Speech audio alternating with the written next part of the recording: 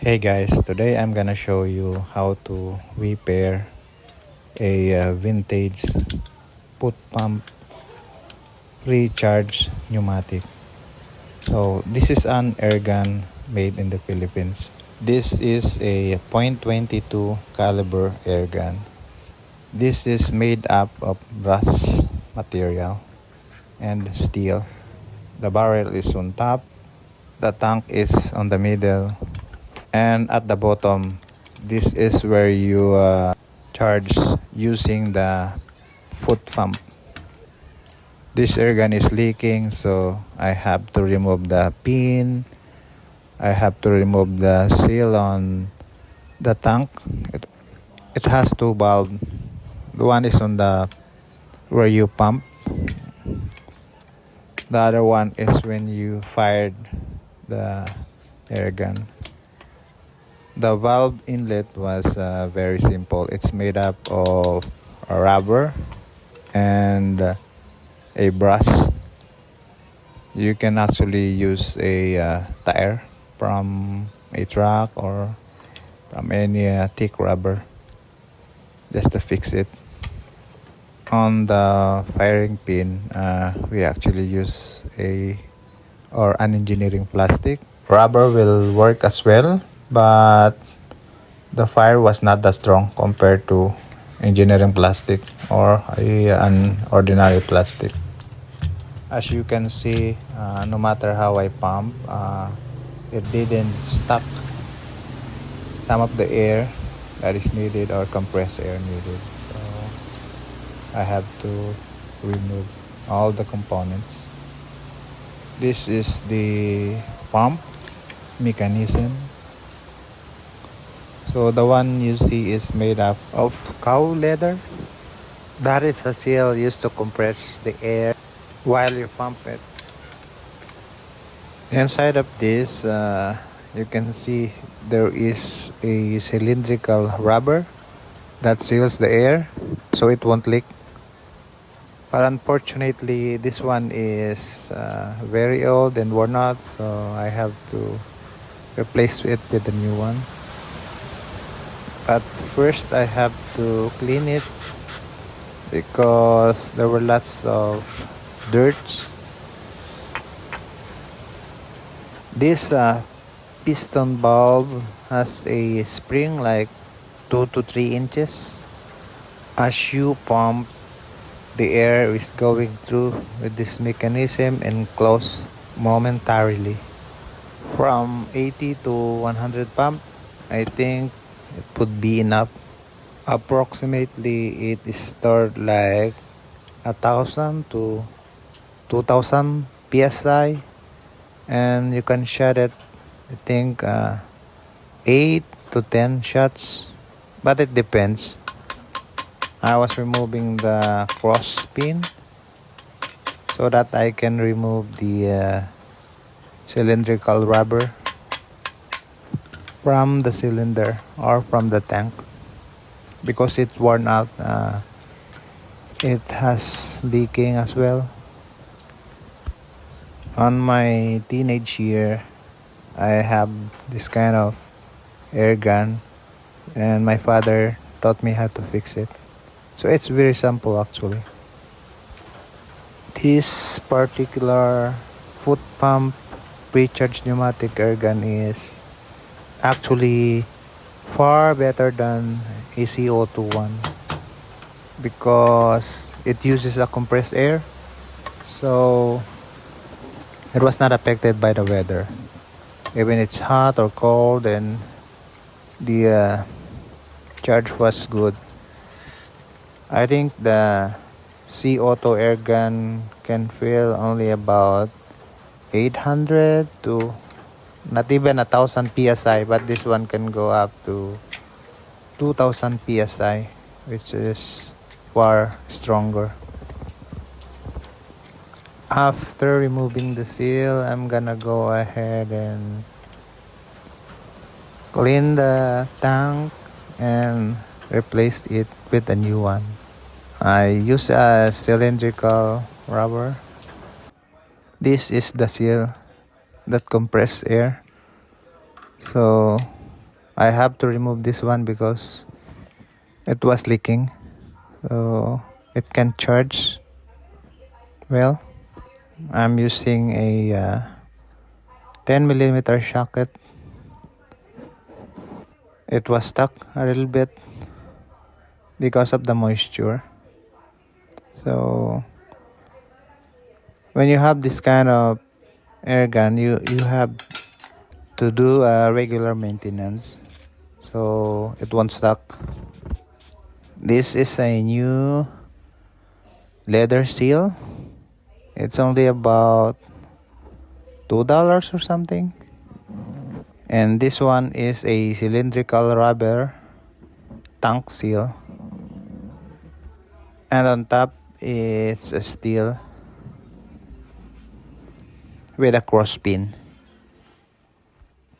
This cross pin is a brass. It is better than the steel one because it won't get rusty.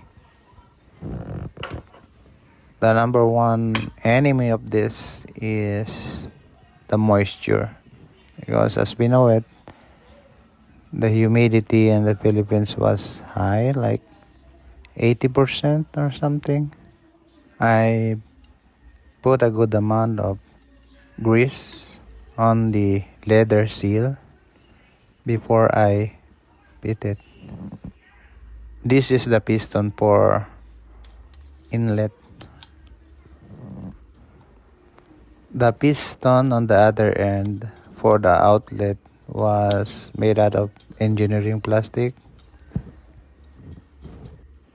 Steel spring always worn out because of the moisture, so it is better to use a stainless one or a brass spring. It is now pumping compressed air, so it looks good. I just need to put the seal. I am pushing through the cylindrical rubber seal, so I just put the steel and the cross pin. It has a very simple design, no screw and anything like that, just a cross pin, and it works. It can hold 1,000 psi or so. My great grandfather has also have this type of toy or air gun during his time, but it uses a BB guns. So I think it's a .177 or 0.5 millimeter pellets. This one uses a 5.5 millimeter pellets. This time I create a tool just to remove the cylindrical rubber seal, because the one that I bought was, it was leaking still, so the rubber was not that good. It can't hold a compressed air, unfortunately, so removing this was challenging, so I have to create a tool just to pick it. I think they used it in the 60s and 70s, because when I was a kid I still saw this kind of toy back in the days. They use it in the farm and when they go hunting in the mountains during summer times.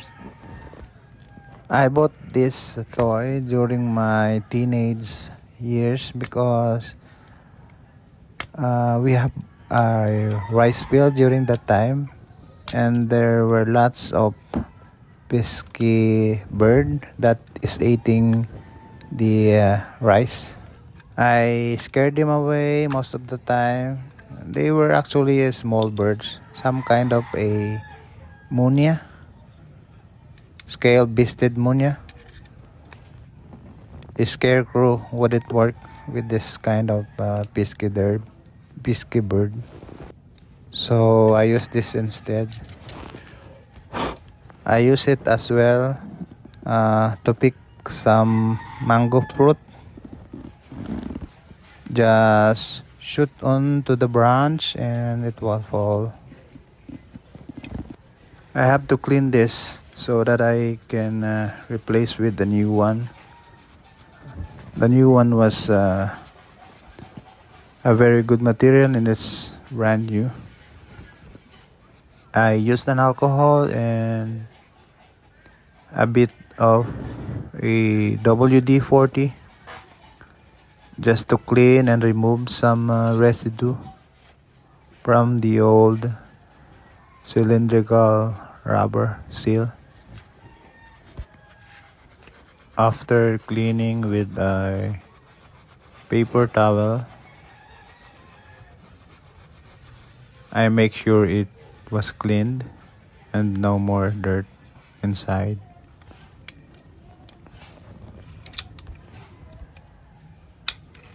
I now put the seal inside the chamber. I realized it was thicker, so I have to remove some of the excess material so it snug. I use it using my Swiss knife. So this one is sharp.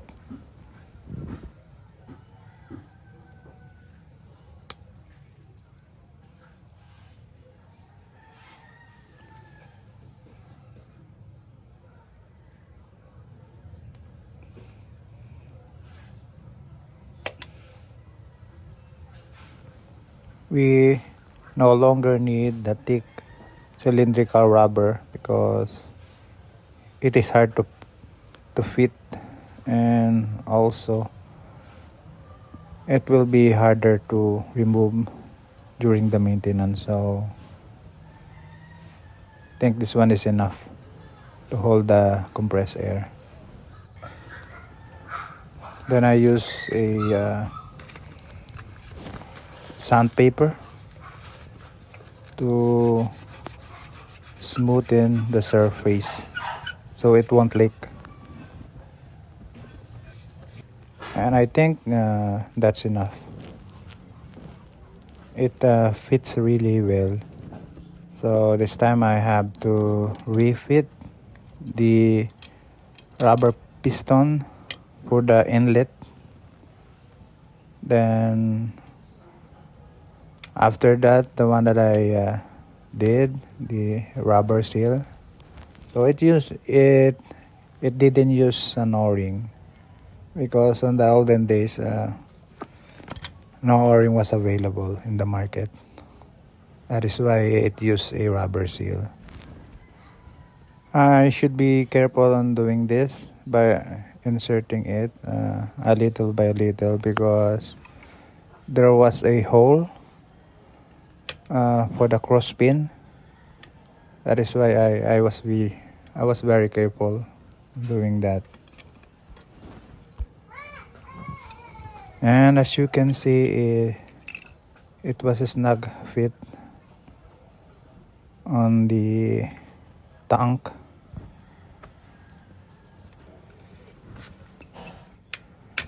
I just put it through for the steel to fit as well because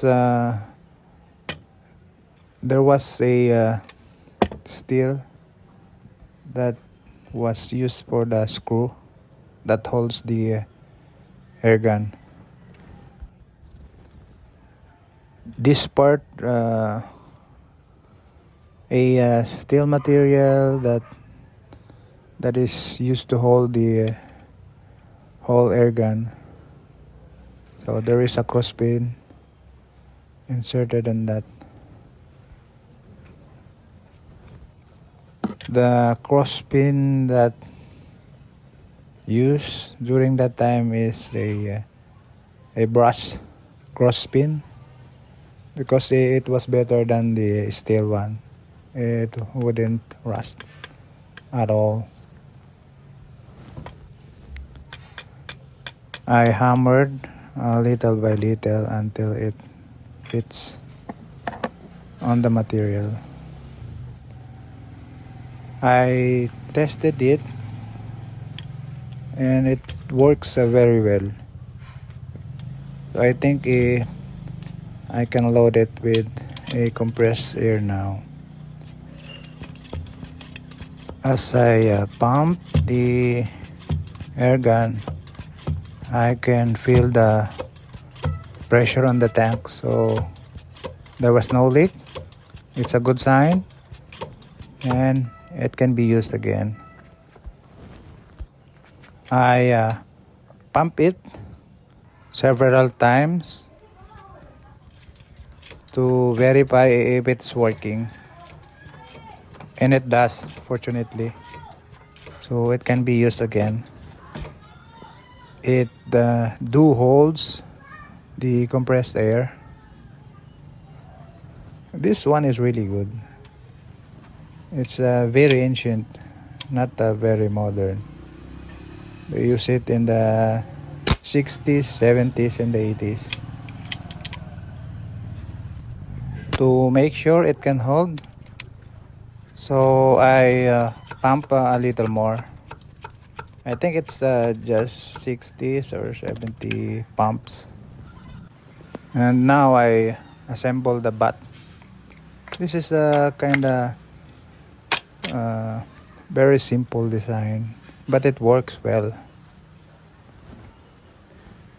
It uses a simple screw that is connected on the steel, the one that I fit the cross pin. So using a flat or plus screwdriver, you can fit it really well. And by the way, the pressure was still, I think it was still not that strong, so I have to pump it again, because this is a normal procedure. I pump it for a while without its butt, and now I did it using the butt, and it's still not that strong. So the pressure was not that strong as I feel it. It's tiring doing this stuff, but I think it's a good exercise.